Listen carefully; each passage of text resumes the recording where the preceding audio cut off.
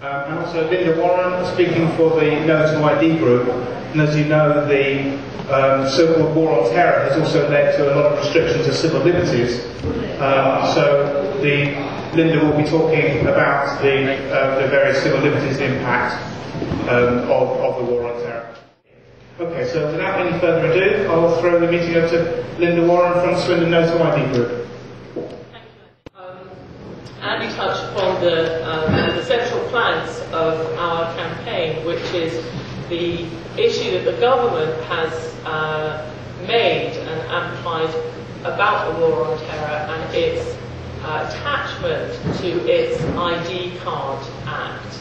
And I'll talk a little bit more. It doesn't take much time to dismantle that argument. When I was invited to come along to this meeting, I said yes with alacrity, and then when I stopped to think about what it is that had happened in the last 6 months, the recent past, to display what's happened with the government's plan to put us all on a central database, I became dismayed, excited, discouraged, but angry. In the last little while, we've seen, amongst other things, in the name of the database state, the loss of all child benefit records. Nothing. Much has happened as a result of that. We saw a report commissioned by the then Chancellor Gordon Brown on the effects of a data management system for the citizens of Britain. That was published at the same time as the Home Office published a report on the timetabling of the ID card system. Another example, I think, of continuous spin and marketing from the government on this matter. Jackie Smith, of course, being the fourth Home Secretary that we've dealt with in recent times. We see the NHS, one of the NHS spine, the computerised system for the NHS records, Fujitsu, withdraw from its technical work on the NHS data system. And we saw very recently, I mean, these are just random issues. We saw recently the BBC managed to forge or obtain a forged driving licence for Jackie Smith, the Home Secretary. The government has long, and from the beginning of its ID card act and all of the preamble to it, has tried to convince us of the benefits of it. Convenience, eradication of benefit fraud, most importantly, trucked out time and time again, has been the war on terror. And yet, recently, we had the identity card officer, I don't know what her name, what her title is, Meg Hillier in Swindon, who said that actually the ID card and its effect on the war on terror has been oversold. And indeed, no one in the armed forces, no one in the police system, and no free-thinking individual would believe for a moment that by providing us all, at vast expense, with an ID card, will it have any effect on the war on terror? It seems ludicrous when one considers that indeed, if the government itself is telling us that no card is going to prevent, any form of terrorism, then why is it continuing with that particular argument? The public mood, of course, is being ignored on the issue.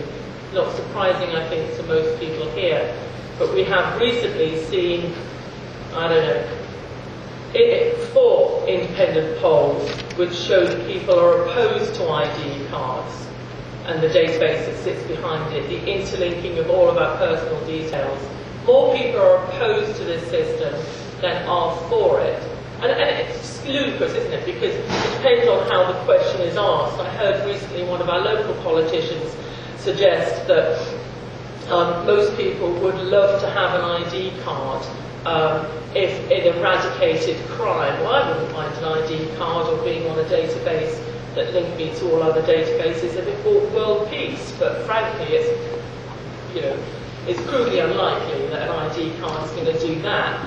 So, depending, of course, on how the questions are asked, depends on what people's response is. But the fact is that most people have no support, are not in support of an ID card in the database that sits behind it. I think that's my time. Over to Andy. Yeah, I don't know if anybody wants to ask you.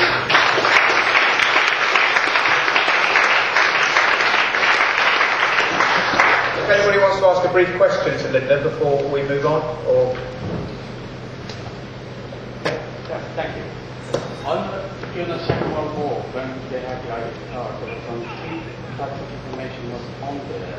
By the time the war finished, there were 49 types of information was kept by the ID card. Now, with the computer, how many types of information can be kept? The answer.